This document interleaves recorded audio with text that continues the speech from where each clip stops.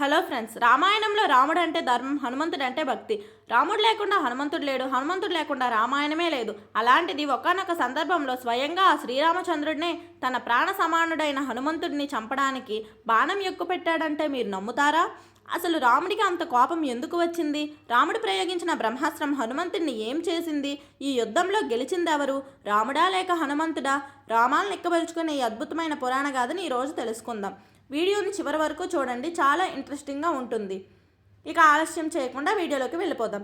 కథలోకి వెళ్తే రాముడు అయోధ్యకు రాజుగా పట్టాభిషేకం చేసుకున్న సమయం అది. అదే సమయంలో కాశీ నగరానికి యయాతి అనే గొప్ప భక్తుడు రాజుగా ఉండేవాడు. అతడు ధర్మాత్ముడు, గొప్ప విష్ణు భక్తుడు. ఒకరోజు యయాతి తన గురువుగారితో కలిసి వనంలో వెళ్తుండగా అక్కడికి నారద మహర్షి వచ్చాడు. నారదుడు యయాతితో ఒక మాట అన్నాడు. రాజా, ఇప్పుడు ఇక్కడికి విశ్వామిత్ర మహర్షి వస్తున్నారు. నువ్వు అందరికీ నమస్కారం చేయి, కానీ విశ్వామిత్రుడికి మాత్రం నమస్కారం చేయకు అని చెప్పి మాయమవుతాడు. యయాతి అమాయకుడు. నారదుడు చెప్పాడు కదా అని విశ్వామిత్రుడు రాగానే అందరికీ దండం పెట్టి విశ్వామిత్రునికి మాత్రం పట్టించుకోకుండా అవమానిస్తాడు. ముక్కోపి అయిన విశ్వామిత్రుడికి అగ్గిలం మీద గుగ్గులమైనంత కోపం వస్తుంది. నన్ను ఇంతలా అవమానిస్తావా అని పగపెట్టుకుంటాడు. ఆ కోపంతో విశ్వామిత్రుడు నేరుగా అయోధ్యకి వెళ్తాడు. శ్రీరాముడు గురువుగారికి ఎదురెళ్ళి మర్యాద చేస్తారు.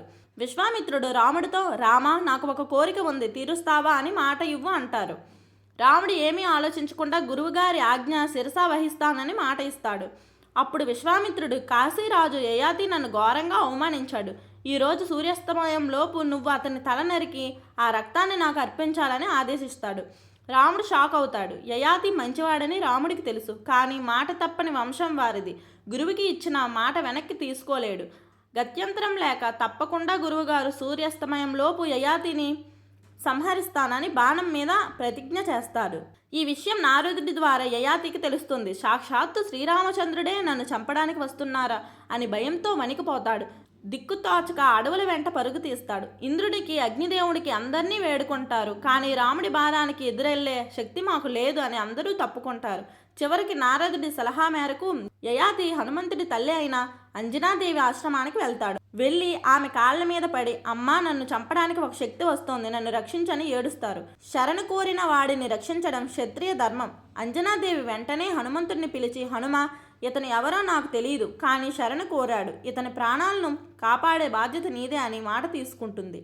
హనుమంతుడు సంతోషంగా, అమ్మ మాటే నాకు వేదం, యముడు వచ్చినా సరే ఇతన్ని కాపాడుతానని మాట ఇస్తాడు. హనుమంతుడు మాట ఇచ్చిన తర్వాత యయాతిని అడుగుతారు, ఇంతకీ నిన్ను చంపడానికి వస్తుంది ఎవరు అని. యయాతి వణుకుతూ అయోధ్య రాముడు అని చెప్తాడు. ఆ మాట వినగానే హనుమంతుడికి గుండె ఆగిపోయినంత పని అవుతుంది. ఏంటి, నా స్వామి, నా దైవం శ్రీరాముడికి ఎదురుగా నేను నిలబడగలనా? రాముని బాణాలను నేను అడ్డుకోవాలా అని మదన పడిపోతారు. ఒక పక్క తల్లికి ఇచ్చిన మాట, మరో పక్క రాముడి మీద భక్తి. హనుమంతుడు ఎటూ తేల్చుకోలేకపోతాడు. కానీ బుద్ధిమంతుడైన హనుమంతుడు రాముని చేతిలో చచ్చినా ఆనందమే అని, కానీ అమ్మకు ఇచ్చిన మాట తప్పకూడదని నిర్ణయించుకుంటాడు. కానీ రాముడి మీద అస్త్రం ప్రయోగించకూడదని ఫిక్స్ అవుతాడు. యుద్ధ సమయం ఆసన్నమైంది. హనుమంతుడు యయాతిని ఒక మైదానంలో నిలబెట్టి తన తోకను పెంచి యయాతి చుట్టూ ఒక పెద్ద వజ్రపు కోటలా చుట్టేస్తాడు. తాను ఆ కోటపైన కూర్చుని కళ్ళు మూసుకొని గట్టిగా జై శ్రీరామ్, జై శ్రీరామ్ అని నామజపం చేయడం మొదలు పెడతాడు. అక్కడికి రాముడు వస్తాడు. తన భక్తుడిని చూసి రాముడు మనసు కలుక్కుమంటుంది. కానీ గురువు ఆజ్ఞ. రాముడు తన బాణాలను యయాతి మీదకు వదులుతాడు. కానీ ఆశ్చర్యం, ఆ బాణాలను హనుమంతుడి రక్షణ కవచాన్ని తాకగానే పూలదండలుగా మారిపోయి హనుమంతుడి మెడలో పడుతున్నాయి. రాముడు ఒక్కో అస్త్రం వేస్తున్నారు. అవన్నీ రామనామం అనే శబ్దం ముందు కరిగిపోతున్నాయి. లక్ష్మణుడు, సుగ్రీవుడు అంతా ఆశ్చర్యంగా చూస్తున్నారు. చివరికి రాముడు కోపంతో సృష్టిని నాశనం చేయగల బ్రహ్మాస్త్రం తీస్తాడు. రాముడు బ్రహ్మాస్త్రాన్ని వదలబోతుంటే లోకాలన్నీ కంపించిపోతాయి. అప్పుడు హనుమంతుడు మరింత గట్టిగా శ్రీరామ, జయరామ, జయ జయరామ అని నామస్మరణ చేస్తారు. ఆ నామం జపం యొక్క శక్తికి రాముడి చేతిలో ఉన్న బ్రహ్మాస్త్రం కూడా నిస్తేజం అయిపోతుంది. అది ముందుకు కదలదు. అంటే స్వయంగా రాముడి కంటే రామనామ శక్తికే శక్తి ఎక్కువ అని అక్కడ రుజువవుతుంది.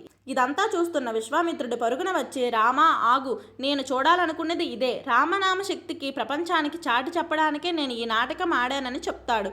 యయాతిని క్షమిస్తాడు. రాముడు హనుమంతుడిని ఆప్యాయంగా కౌగిలించుకుంటాడు.